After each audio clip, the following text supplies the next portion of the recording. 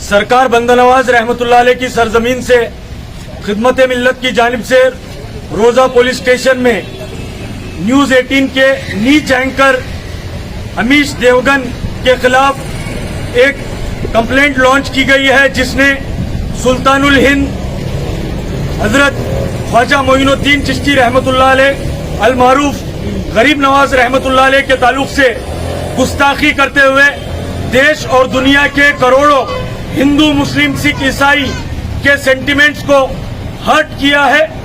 जबकि पूरे देश में कोरोना वायरस की चाइना से भेजी गई कोरोना वायरस की महामारी से देश लड़ रहा है और चाइना की धोखेबाजी से हमारा वीर कर्नल संतोष बाबू को बलिदान देना पड़ा। इस मौके पर देश को यूनाइटेड होकर इन वायरस से और बलिदान के साथ खड़े होना है। इस वक्त इसने समाज में जहर घोलने का और कम्युनल लाइंस पर इसने गरीब नवाज रहमतुल्लाह अलैह के ताल्लुक से स्टेटमेंट दिया है, तो ये देशद्रोही है, ये एंटी नेशनल है, ये जर्नलिस्ट नहीं बल्कि टेररिस्ट है।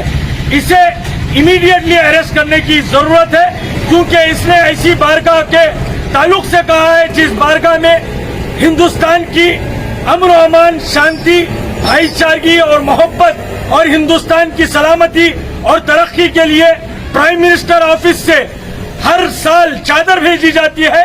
और ये शख्स ऐसी शख्सियत के ऊपर भद्दे कमेंट्स करता है, तो इमीडिएटली इसे अरेस्ट करना है। अगर नरेंद्र मोदी का वो सूफी कॉन्फ्रेंस अगर हकीकत था और सूफीज्म के ताल्लुक से उन्होंने हकीकत अगर बयान की, सच्चाई अगर बयान की, तो गरीब नवाज रहमतुल्लाह अलैह इस देश के सबसे बड़े सूफी हैं। बल्कि गरीब नवाज रहमतुल्लाह अलैह के सदक़े से इस देश में सूफीज्म आया है।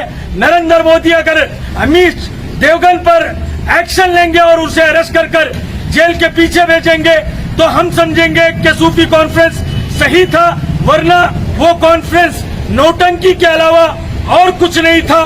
मेरी हैदराबाद कर्नाटका के तमाम लोगों से ये अपील है कि आप भी अपने अपने एरिया के पुलिस स्टेशन में जाएं और अमीश देवगन के खिलाफ कंप्लेंट दर्ज करें, एफआईआर का डिमांड करें और बड़े पैमाने पर इसके अरेस्ट का डिमांड करें। सोशल मीडिया के यूजर से यह गुजारिश है कि जब तक अमीश देवगन को अरेस्ट नहीं किया जाता, तब तक हमारा यह प्रोटेस्ट सोशल मीडिया से जारी होना है।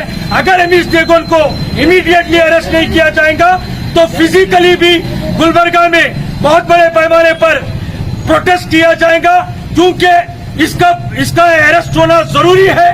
इसके अरेस्ट होने से ही हमारी सूफी संत की जो सरजमीन है, इसे हम प्रोटेक्ट कर सकते हैं।